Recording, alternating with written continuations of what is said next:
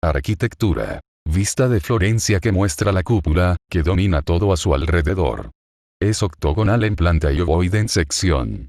Tiene costillas anchas que se elevan hasta el ápice con azulejos rojos en el medio y una linterna de mármol en la parte superior. Brunelleschi, en el edificio de la cúpula de la Catedral de Florencia, Italia, a principios del siglo XV, no solo transformó el edificio y la ciudad, sino también el papel y el estatus del arquitecto. Plan de ejecución de la segunda etapa del Hotel de Brione, Desin, Decote 2513, Gallica 2011, ajustado, plano del segundo piso, ático, del Hotel de Brione en París, 1734. Arquitectura, latín architectura, es tanto el proceso como el producto de la planificación, el diseño y la construcción de edificios u otras estructuras.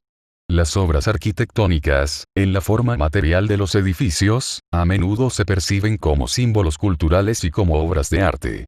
Las civilizaciones históricas a menudo se identifican con sus logros arquitectónicos sobrevivientes. Definiciones. Arquitectura es un término general para describir edificios y otras estructuras físicas. El arte y la ciencia de diseñar edificios y, algunas, estructuras no edificables. El estilo de diseño y método de construcción de edificios y otras estructuras físicas. Una forma o estructura unificadora o coherente. Conocimiento de arte, ciencia, tecnología y humanidad. La actividad de diseño del arquitecto, desde el nivel macro, diseño urbano, arquitectura del paisaje, hasta el nivel micro, detalles de construcción y mobiliario. La práctica del arquitecto, donde la arquitectura significa ofrecer o prestar servicios profesionales en relación con el diseño y la construcción de edificios o entornos construidos. Teoría de la arquitectura. Artículo principal. Teoría arquitectónica. Artículo principal. Filosofía de la arquitectura. La filosofía de la arquitectura es una rama de la filosofía del arte, que trata el valor estético de la arquitectura, su semántica y sus relaciones con el desarrollo de la cultura. Muchos filósofos y teóricos desde Platón hasta Michel Foucault, Gilles Deleuze, Robert Venturi y Ludwig Wittgenstein se han preocupado por la naturaleza de la arquitectura y si la arquitectura se distingue o no de la construcción. Tratados históricos. El primer trabajo escrito sobreviviente sobre el tema de la arquitectura es de arquitectura por el arquitecto romano Vitruvio a principios del siglo I d.C. Según Vitruvio, un buen edificio debe satisfacer los tres principios de firmitas, utilitas, venustas, comúnmente conocidos por la traducción original. Firmeza, comodidad y deleite. Un equivalente en inglés moderno sería durabilidad. Un edificio debe mantenerse firme y mantenerse en buenas condiciones. Utilidad. Debe ser adecuada para los fines para los que se utiliza. Belleza. Debe ser estéticamente agradable. Según Vitruvio, el arquitecto debe esforzarse por cumplir cada uno de estos tres atributos lo mejor posible. León Battista Alberti, quien desarrolla las ideas de Vitruvio en su tratado, De Rea Edificatoria, vio la belleza principalmente como una cuestión de proporción, aunque el adorno también jugó un papel importante. Para Alberti, las reglas de la proporción eran las que gobernaban la figura humana idealizada, la media dorada. El aspecto más importante de la belleza era, por lo tanto, una parte inherente de un objeto, más que algo aplicado superficialmente, y se basaba en verdades universales y reconocibles. La noción de estilo en las artes no se desarrolló hasta el siglo XVI, con la escritura de Vasari. En el siglo XVIII, sus vidas de los pintores, escultores y arquitectos más excelentes habían sido traducidas al italiano, francés, español e inglés. A principios del siglo XIX, Augustus Welby Northmore Pugin escribió Contrastes, 1836, que, como lo sugería el título, contrastaba el mundo industrial moderno, que despreciaba, con una imagen idealizada del mundo neomedieval. La arquitectura gótica, creía Pugin, era la única verdadera forma cristiana de arquitectura. El crítico de arte inglés del siglo XIX, John Ruskin, en su Seven Lamps of Architecture, publicado en 1849, era mucho más estrecho en su visión de lo que constituía la arquitectura. La arquitectura era el arte que dispone y adorna los edificios levantados por los hombres, que verlos contribuye a su salud mental, poder y placer. Para Ruskin, la estética tenía una importancia primordial. Su trabajo continúa afirmando que un edificio no es realmente una obra de arquitectura a menos que de alguna manera esté adornado.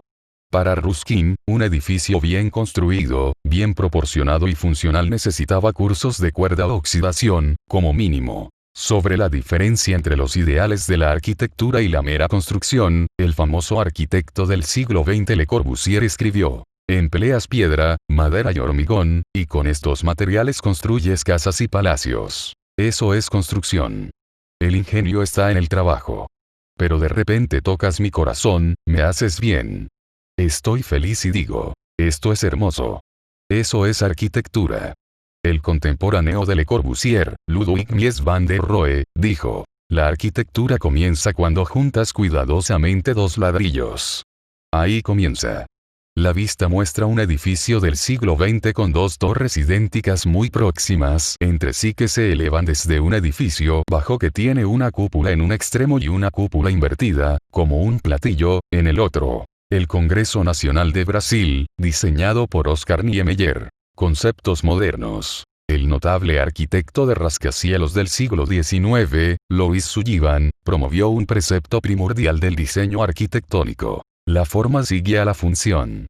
Si bien la noción de que las consideraciones estructurales y estéticas deberían estar completamente sujetas a la funcionalidad se encontró con popularidad y escepticismo, tuvo el efecto de introducir el concepto de función en lugar de la utilidad de Vitruvio. Se consideró que la función abarcaba todos los criterios del uso, percepción y disfrute de un edificio, no solo práctico sino también estético, psicológico y cultural. Nuncia Rondanini declaró: a través de su dimensión estética, la arquitectura va más allá de los aspectos funcionales que tiene en común con otras ciencias humanas. A través de su propia forma particular de expresar valores, la arquitectura puede estimular e influir en la vida social sin suponer que, en sí misma, promoverá el desarrollo social. Restringir el significado del formalismo arquitectónico al arte por el arte no solo es reaccionario. También puede ser una búsqueda sin propósito de perfección u originalidad que degrada la forma en un mero instrumental. Entre las filosofías que han influido en los arquitectos modernos y su enfoque al diseño de edificios se encuentran el racionalismo, el empirismo, el estructuralismo, el postestructuralismo, la deconstrucción y la fenomenología. A fines del siglo XX, se agregó un nuevo concepto a los incluidos en la brújula de estructura y función, la consideración de la sostenibilidad, por lo tanto, la arquitectura sostenible. Para satisfacer el espíritu contemporáneo, un edificio debe construirse de una manera que sea amigable con el medio ambiente en términos de la producción de sus materiales, su impacto en el entorno natural y construido de su área circundante y las demandas que impone a las fuentes de energía no sostenibles para calefacción, refrigeración, gestión de agua y residuos, e iluminación. Orígenes y arquitectura vernácula. Arquitectura vernácula. La construcción primero evolucionó a partir de la dinámica entre las necesidades, refugio, seguridad, adoración, etc., y los medios, materiales de construcción disponibles y habilidades necesarias. A medida que las culturas humanas se desarrollaron y el conocimiento comenzó a formalizarse a través de tradiciones y prácticas orales, la construcción se convirtió en un oficio, y arquitectura es el nombre dado a las versiones más formalizadas y respetadas de ese oficio. Se asume ampliamente que el éxito arquitectónico fue el producto de un proceso de prueba y error, con progresivamente menos prueba y más replicación a medida que los resultados del proceso resultaron cada vez más satisfactorios. Lo que se denomina arquitectura vernácula se sigue produciendo en muchas partes del mundo. Arquitectura vernácula en Noruega. Madera y nivel elevado. En Lesoto. Piedras Rondavel. Arquitectura prehistórica. Los primeros asentamientos humanos fueron en su mayoría rurales.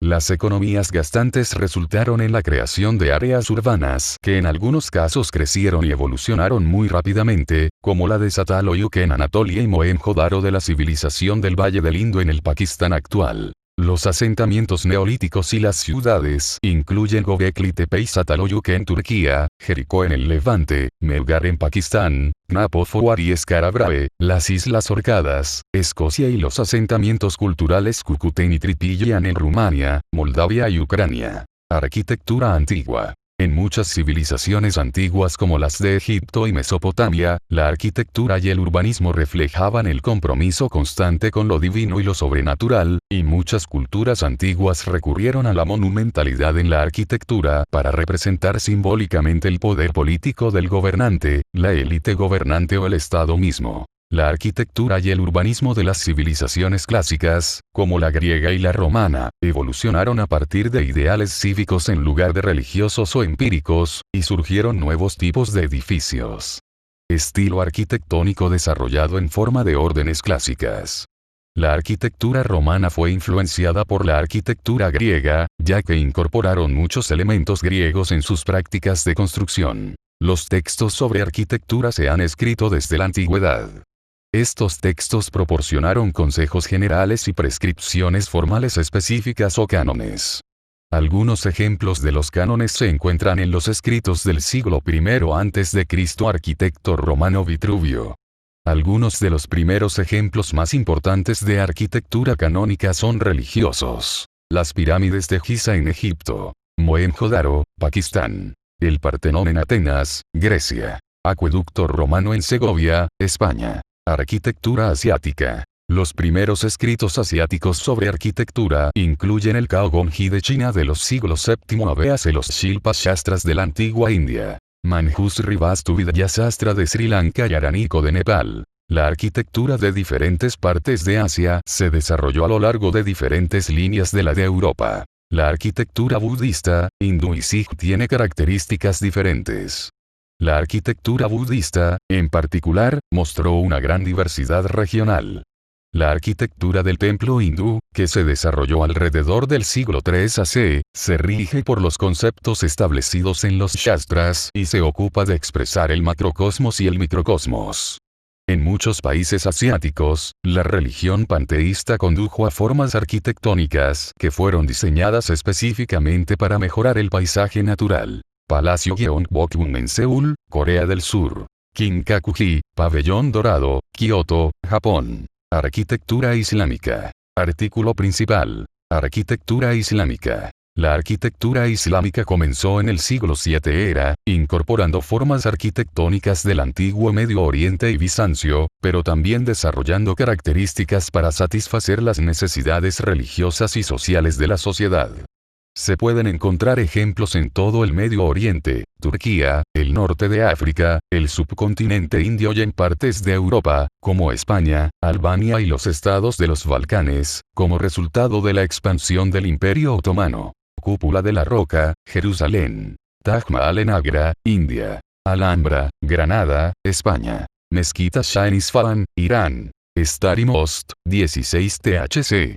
Puente otomano y sitio de la UNESCO en Mostar, Bosnia y Herzegovina. Edades medias. En Europa durante el periodo medieval, los gremios fueron formados por artesanos para organizar sus oficios y los contratos escritos han sobrevivido, particularmente en relación con los edificios eclesiásticos.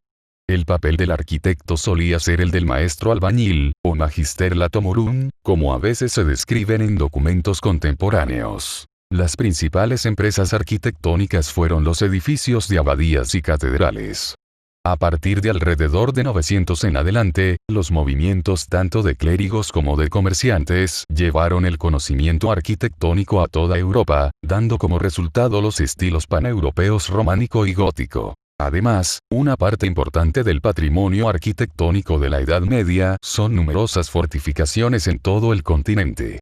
Desde los Balcanes hasta España, y desde Malta hasta Estonia, estos edificios representan una parte importante del patrimonio europeo. Notre Dame de París, Francia. La Torre de Londres, Inglaterra. Palacio Ducal, Venecia, Italia. Renacimiento y el arquitecto. Artículo principal. Arquitectura renacentista. En la Europa del Renacimiento, desde aproximadamente 1400 en adelante, hubo un renacimiento del aprendizaje clásico acompañado por el desarrollo del humanismo del Renacimiento, que puso mayor énfasis en el papel del individuo en la sociedad que lo que había sido durante el periodo medieval. Los edificios se atribuyeron a arquitectos específicos. Brunelleschi, Alberti, Miguel Ángel, Palladio, y el culto al individuo había comenzado. Todavía no había una línea divisoria entre artista, arquitecto e ingeniero, o ninguna de las vocaciones relacionadas, y la denominación a menudo era de preferencia regional. Un renacimiento del estilo clásico en la arquitectura fue acompañado por un florecimiento de la ciencia y la ingeniería, que afectó las proporciones y la estructura de los edificios. En esta etapa, todavía era posible que un artista diseñara un puente ya que el nivel de los cálculos estructurales involucrados estaba dentro del alcance del generalista. Basílica de San Pedro, Roma, Italia. Palazzo Farnese, Roma, Italia. Santa María Novella, Florencia, Italia. Temprano moderno y la era industrial con el conocimiento emergente en los campos científicos y el surgimiento de nuevos materiales y tecnología, la arquitectura y la ingeniería comenzaron a separarse, y el arquitecto comenzó a concentrarse en la estética y los aspectos humanistas, a menudo a expensas de los aspectos técnicos del diseño de edificios. También surgió el arquitecto caballero que generalmente trataba con clientes adinerados y se concentraba predominantemente en cualidades visuales derivadas generalmente de prototipos históricos, tipificados por las muchas casas de campo de Gran Bretaña que se crearon en los estilos neogótico o baronial escocés. Formación arquitectónica formal en el siglo XIX, por ejemplo en la École des Beaux-Arts en Francia, hizo mucho hincapié en la producción de hermosos dibujos y poco en el contexto y la viabilidad. Mientras tanto, la revolución industrial abrió la puerta a la producción y el consumo en masa. La estética se convirtió en un criterio para la clase media, ya que los productos ornamentados, una vez dentro de la provincia de la artesanía costosa, se volvieron más baratos en la producción de máquinas. La arquitectura vernácula se hizo cada vez más ornamental.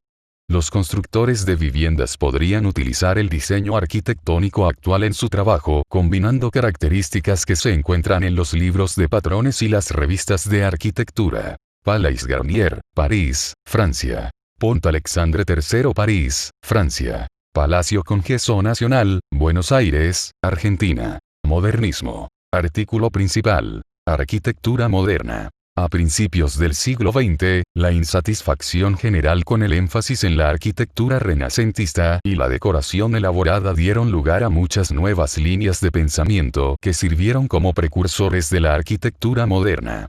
Entre estos se destaca el Deutsche Werkbund, formado en 1907 para producir objetos hechos a máquina de mejor calidad. El surgimiento de la profesión del diseño industrial generalmente se coloca aquí. Siguiendo este ejemplo, la escuela Bauhaus, fundada en Weimar, Alemania en 1919, redefinió los límites arquitectónicos establecidos anteriormente a lo largo de la historia, al ver la creación de un edificio como la síntesis definitiva, el ápice, del arte, la artesanía y la tecnología. Cuando la arquitectura moderna se practicó por primera vez, fue un movimiento de vanguardia con fundamentos morales, filosóficos y estéticos. Inmediatamente después de la Primera Guerra Mundial, arquitectos pioneros modernistas buscaron desarrollar un estilo completamente nuevo apropiado para un nuevo orden social y económico de posguerra, enfocado en satisfacer las necesidades de la clase media y trabajadora. Rechazaron la práctica arquitectónica del refinamiento académico de los estilos históricos que sirvió al rápido declive del orden aristocrático. El enfoque de los arquitectos modernistas fue reducir los edificios a formas puras, eliminando referencias históricas y ornamentos en favor de los detalles funcionales. Los edificios exhibieron sus elementos funcionales y estructurales, exponiendo vigas de acero y superficies de concreto en lugar de esconderlas detrás de formas decorativas. Arquitectos como Frank Lloyd Wright desarrollaron arquitectura orgánica, en el que la forma se definió por su entorno y propósito, con el objetivo de promover la armonía entre la habitación humana y el mundo natural con ejemplos principales como Robbie House y Fallingwater. Arquitectos como Mies van der Rohe, Philip Johnson y Marcel Breuer trabajaron para crear belleza basada en las cualidades inherentes de los materiales de construcción y las técnicas modernas de construcción, intercambiando formas históricas tradicionales por formas geométricas simplificadas, celebrando los nuevos medios y métodos posibles gracias a la industrial revolución, incluida la construcción con estructura de acero, que dio origen a superestructuras de gran altura. El desarrollo de la estructura del tubo de Fazlur-Rahmankan fue un avance tecnológico en la construcción cada vez más alta. A mediados de siglo, el modernismo se había transformado en el estilo internacional. Una estética personificada en muchos sentidos por las Torres Gemelas del World Trade Center de Nueva York, diseñada por Minoru Yamasaki. La construcción de la Escuela Bauhaus en Dessau, Alemania. Museo Guggenheim, Nueva York, Estados Unidos. Catedral de Brasilia, Brasil. Willis Tower, Chicago, Estados Unidos. Posmodernismo. Artículo principal. Arquitectura posmoderna. Muchos arquitectos se resistieron al modernismo y lo encontraron desprovisto de la riqueza decorativa de los estilos históricos. A medida que la primera generación de modernistas comenzó a morir después de la Segunda Guerra Mundial, la segunda generación de arquitectos, incluidos Paul Rudolph, Marcel Breuer y Eero Saarinen, intentaron expandir la estética del modernismo con el brutalismo, edificios con fachadas escultóricas expresivas hechas de concreto sin terminar. Pero una generación aún más joven de la posguerra criticó al modernismo y al brutalismo por ser demasiado austeros, estandarizados, monótonos y no tener en cuenta la riqueza de la experiencia humana ofrecida en edificios históricos a través del tiempo y en diferentes lugares y culturas. Una de esas reacciones a la fría estética del modernismo y el brutalismo es la escuela de arquitectura metafórica, que incluye cosas como el geomorfismo y la arquitectura zoomorfa, ambas utilizando la naturaleza como fuente principal de inspiración y diseño. Si bien algunos lo consideran simplemente un aspecto de la posmodernidad, otros lo consideran una escuela por derecho propio y un desarrollo posterior de la arquitectura expresionista. A principios de los años 50 y 60, la fenomenología arquitectónica surgió como un movimiento importante en la reacción temprana contra el modernismo, con arquitectos como Charles Moore en los Estados Unidos, Christian Norberg Schulz en Noruega, y Ernesto Nathan Rogers y Vittorio Gregotti, Michele Valori, Bruno Sevi en Italia, que colectivamente popularizó un interés en una nueva arquitectura contemporánea destinada a expandir la experiencia humana utilizando edificios históricos como modelos y precedentes. La posmodernidad produjo un estilo que combinaba tecnología de construcción contemporánea y materiales baratos, con la estética de los estilos premodernos y no modernos más antiguos, desde la alta arquitectura clásica hasta los estilos de construcción regionales populares o vernáculos. Robert Venturi definió la arquitectura posmoderna como un cobertizo decorado, un edificio ordinario que está funcionalmente diseñado en el interior y adornado en el exterior, y lo defendió contra los patos modernistas y brutalistas, edificios con formas tectónicas innecesariamente expresivas. La Casa Danzante, Praga, República Checa. Ópera de Sydney, Australia. La Torre de Petronas en Kuala Lumpur, Malasia. Arquitectura hoy. Artículo principal. Arquitectura contemporánea. Desde la década de 1980, a medida que la complejidad de los edificios comenzó a aumentar, en términos de sistemas estructurales, servicios, energía y tecnologías, el campo de la arquitectura se volvió multidisciplinario con especializaciones para cada tipo de proyecto, experiencia tecnológica o métodos de entrega de proyectos. Además, ha habido una mayor separación del arquitecto de diseño del arquitecto de proyecto que se asegura de que el proyecto cumpla con los estándares requeridos y se ocupa de asuntos de responsabilidad. Los procesos preparatorios para el diseño de cualquier edificio grande se han vuelto cada vez más complicados y requieren estudios preliminares de cuestiones tales como durabilidad, sostenibilidad, calidad, dinero y cumplimiento de las leyes locales. Una estructura grande ya no puede ser el diseño de una persona, sino que debe ser el trabajo de muchos. El modernismo y la posmodernidad han sido criticados por algunos miembros de la profesión arquitectónica que sienten que la arquitectura exitosa no es una búsqueda personal, filosófica o estética por parte de los individualistas. Más bien tiene que considerar las necesidades cotidianas de las personas y usar la tecnología para crear entornos habitables, y el proceso de diseño se basa en estudios de ciencias del comportamiento, ambientales y sociales. La sostenibilidad ambiental se ha convertido en un tema principal, con un profundo efecto en la profesión arquitectónica.